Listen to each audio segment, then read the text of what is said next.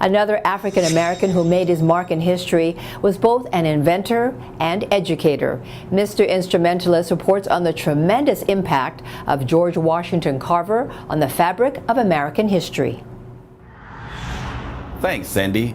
We've all heard about George Washington Carver's inventions, as well as his accomplishments in his adult life.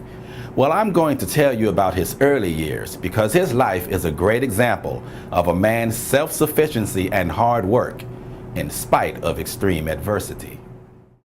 Born into slavery in Diamond Grove, Missouri, George Washington Carver, along with his mother and sister, were stolen from Moses Carver when he was an infant.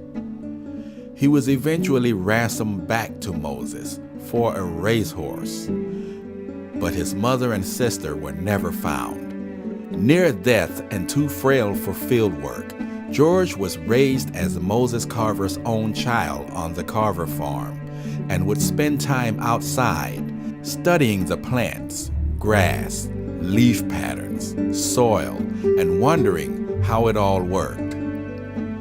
After visiting a neighbor's house and seeing fine art for the first time, George taught himself how to paint, made his own brushes with twigs, and his colors from berries, plants, and grass.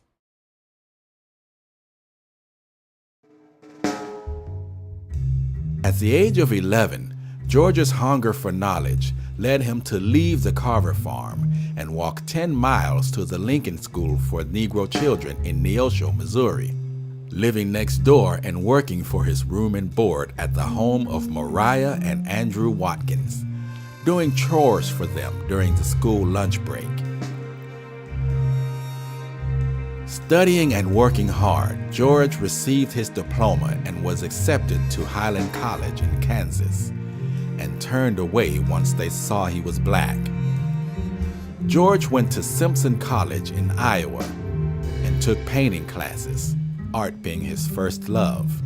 His teacher, Etta Budd, could see the deep understanding of nature in his paintings and convinced him to become the first black student at the Iowa State College of Agriculture. There he finished his bachelor's degree and became the school's first black professor. So now, after hearing this story of hard work, dedication, and a desire to achieve, I hope that I can reach someone out there and inspire them to not complain about what they don't have, and to ask themselves, what can I achieve if I put forth the effort? Back to you, Cindy. Thank you, Mr. Instrumentalist. Check out more of his reports at 713news.com.